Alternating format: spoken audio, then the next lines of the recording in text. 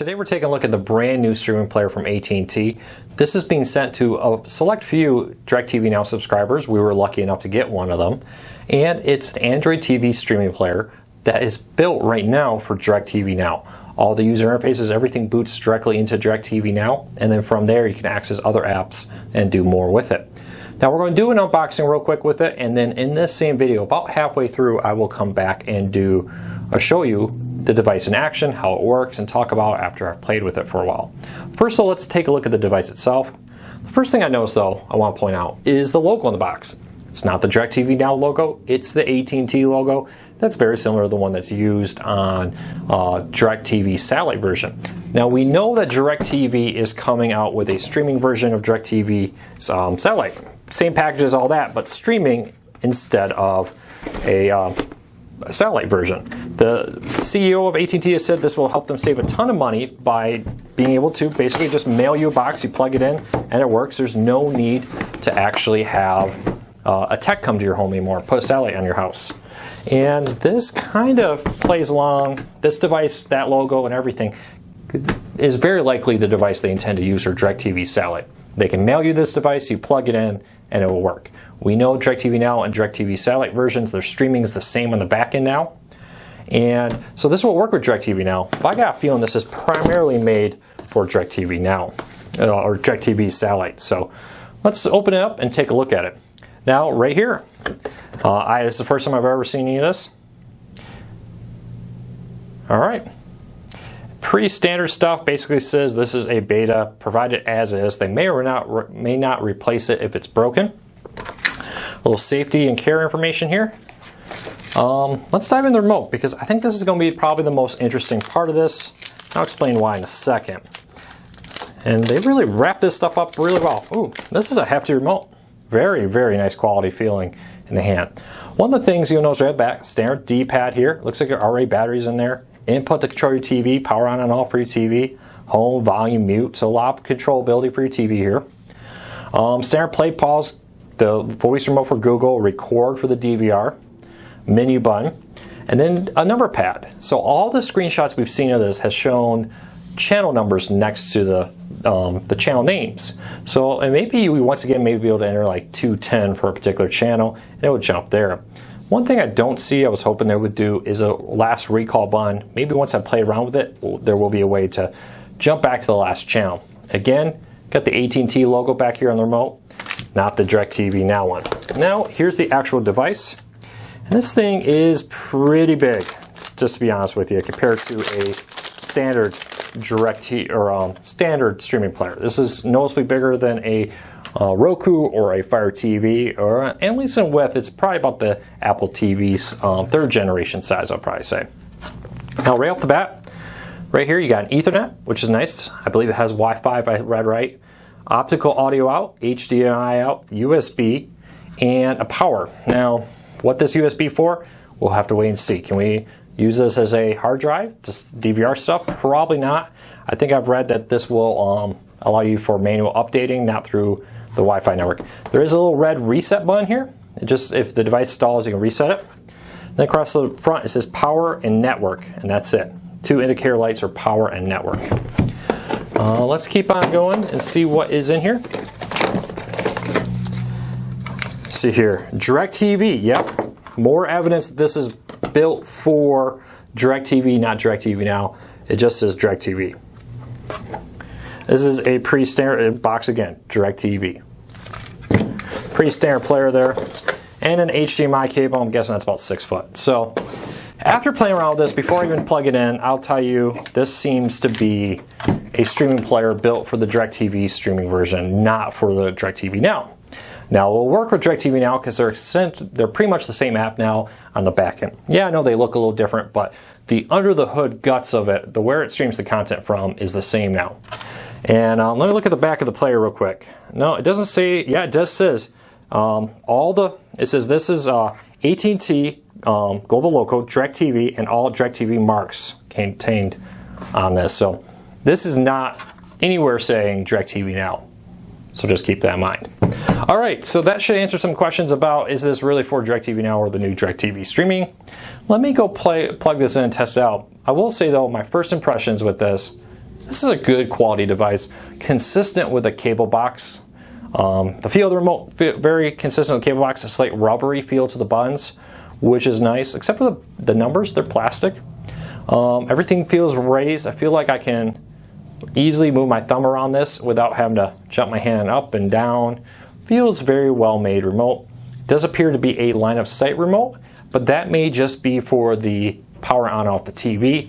It likely, since it has a voice on here, it's likely a Wi-Fi point anywhere remote, either through a Wi-Fi direct or Bluetooth. So let me go test this out, plug it in, I'll be right back.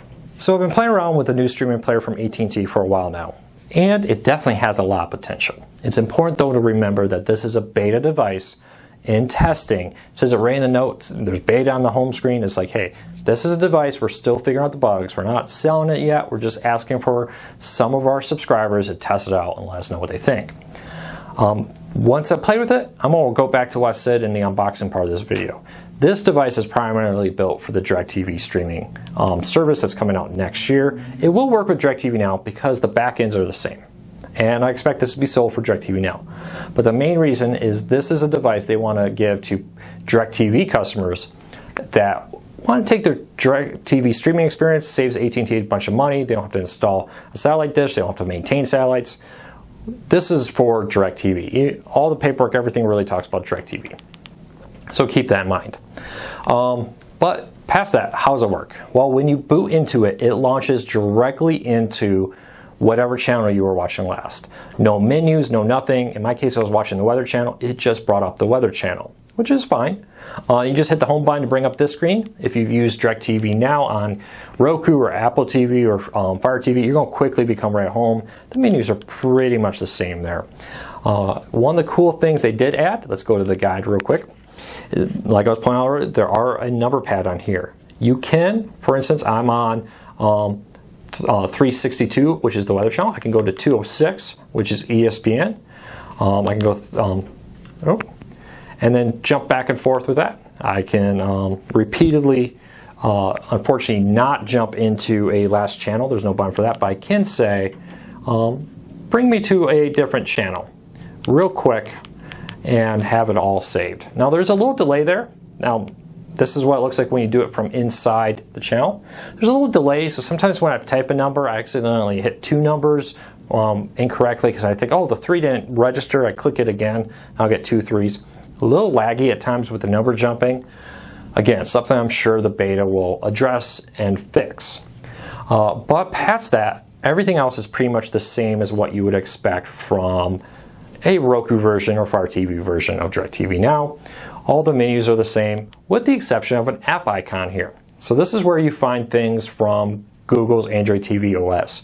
The Google Play Store, YouTube, YouTube Kids, Facebook Watch, Hulu, the on-demand, not the live TV version, Tableau, Sling TV is here, does work. PlayStation View is here, does work. Twitter is here, does work. And you can go through this and use it all. Now, one thing with this, it seems to be very heavily tied. It asked me before I could do anything to sign in my DIRECTV Now account. So in my testing, I don't think this right now works. I'll try to find out. If you ever cancel DIRECTV Now, I think you're kind of out of luck with this device. But I'll try to confirm that with AT&T. When I was playing with it, it wouldn't let me advance. It didn't give me any options to advance if I didn't enter in a DIRECTV Now account. So keep that in mind. Now, one thing that is missing here, while they do have a ton of apps, no Netflix, no Amazon on here. Netflix is slightly picky on who they give their apps to when it goes to things like stream players like this, and it seems that they've decided not to support this one, which is too bad. Amazon, of course, there's no official Android TV app, so they do have a few Android TV devices they support. Hopefully Netflix and Amazon will come to this device in the future, but as of today, it's just not here. But you will find pretty much all other Android TV apps are. I didn't find anything else I was thinking of off the top of my head that this device did not offer. So that's pretty good. But sadly, the lack of Netflix, the lack of Amazon, prevents this being a complete replacement for a Roku, Fire TV, or Apple TV. Most cord cutters, I know not all, do want Netflix. They do want Amazon. or one or the other. And without this one offering both, you're probably still going to find yourself wanting a Roku. So keep that in mind. The remote is good. The only thing I'll have to say is the directional pad is very stiff. There is occasional lag, delay between when I type in a number and it appears on the screen, like I was saying earlier, sometimes causing me to click the wrong thing. The layout is very intuitive. I do wish they made the number pad a little bit raised in the dark. Like when I'm doing this review, I have to look very carefully to make sure I click the right number. Wish it was also rubber, just feels a little bit better than the hard plastic number buttons. Past that though, this is a nice remote, nice device. It is a point anywhere remote. It did self-program itself to control my TV. You can see right here, I'm controlling the TV without issue. So that's great. I didn't have to go enter codes just like with a Roku, just like with a Fire TV. It detects what kind of TV you're connecting it to through HDMI and programs your remote to take care of that. So 1 out of 2 thumbs up right now. Great idea. I will try to confirm with AT&T, and I'll leave a comment down below. If you would ever cancel your DIRECTV Now account, would you still be able to use this device, or would it become a brick? That's a big concern I have with it, so keep that in mind. The other part of this, missing Netflix, missing Amazon is a big negative to this. Past that though, hey, if you watch a majority of your streaming with DIRECTV Now, if you're a type of cord cutter who says, I mostly want a cable-esque experience, but at a cheaper price, this may be for you. And I really think that this has a lot of potential to get better with software updates, feature updates, and more with it. So, hey, questions, comments, let me know. I'll go do my best to answer them. I'll go do my best to try to get more information from AT&T and let you know what I learned. Thanks for watching. Hit that subscribe button. Hit that thumbs up. They're huge helps to me. We do weekly cord cutting Q&As, reviews, how-to guides, and more. So thanks for watching, and again, I appreciate your support.